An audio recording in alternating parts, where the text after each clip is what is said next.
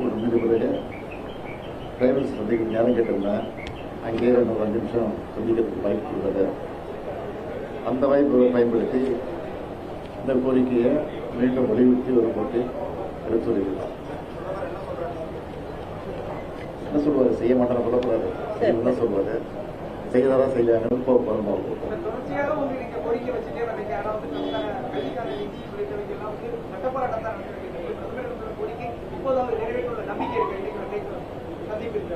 ஏற்கனவே மெட்ரோ ரயில்களுக்கு வந்து சேர வேண்டிய பணத்தை நிறுத்தி வச்சிருந்தாங்க. அப்போ அந்த கோரிக்கை அப்படியே சொன்னப்போ அது உடனே செஞ்சு கொடுத்தாரு. அதை நினைவுபடுத்தி தேங்க்ஸ் சொல்லும்போது நீ சொன்ன நான் செஞ்சேன்.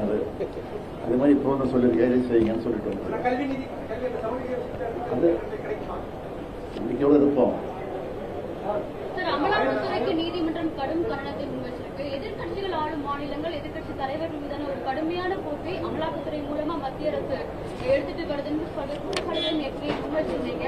அந்த ஒரு கருத்து நீங்க எப்படி பாக்குறீங்க? தலைமை நீதிபதியுடைய ஒரு கருத்துக்கள் அமலாக்கத்துறை நியாயமான கருத்து தான். நீதிபதி சொல்றது நீங்க நியாயமான தீர்ப்பு தான் சொல்லியிருக்கிறாரு. அதெல்லாம் இருக்கு.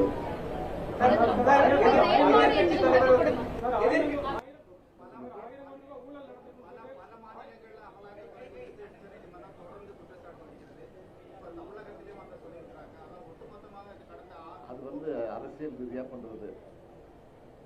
அது நாங்க எப்படி சொல்லிப்போம் சந்திப்போம். எதிர்கட்சி தலைவர் நீங்க டெல்லி வந்த பயணத்தை விமர்சித்திருந்தாரு. ஆனால் அதே அதிமுகவுடைய ஒரு பிரிவினராக கூட புகழேந்தி அவர் தெரிவிக்கிறார், முதல்வர் வெளிப்படை தன்மையுடன் சென்று நிதியை கோரிக்கை வைத்திருக்கிறார், மறைமுகமாக அல்ல அப்படின்னு. இதை நீங்க எப்படி சொன்ன வெள்ளக்குடியை காட்ட போறேன் சொன்னாரு. என்கிட்ட வெள்ளக்குடி இல்ல, அவர்கிட்ட இருக்க மாதிரி காவி கூட என்கிட்ட இல்ல.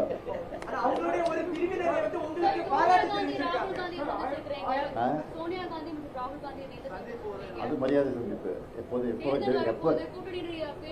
எப்ப டெல்லிக்கு வந்தாலும் அவங்க சந்திக்காம போடுறதில்ல. அதே அடிப்படையில் சந்திச்சிருக்கேன். அதே நேரத்தில் அரசியலும் பேசுறோம், இல்லைன்னு சொல்லல.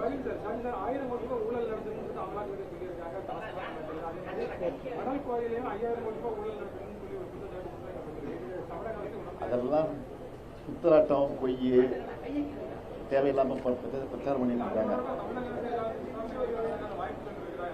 மருத்துவ அந்தந்த துறையுடைய அமைச்சர் அப்பப்போ மருத்துவ தான் இருக்கிறாங்க. இருந்தாலும் திட்டமிட்டு செய்யறாங்க. தேர்தல் இறங்குறது அதிகம் செய்வாங்க. அதெல்லாம் சந்திப்பு தயாரா இருக்கும்.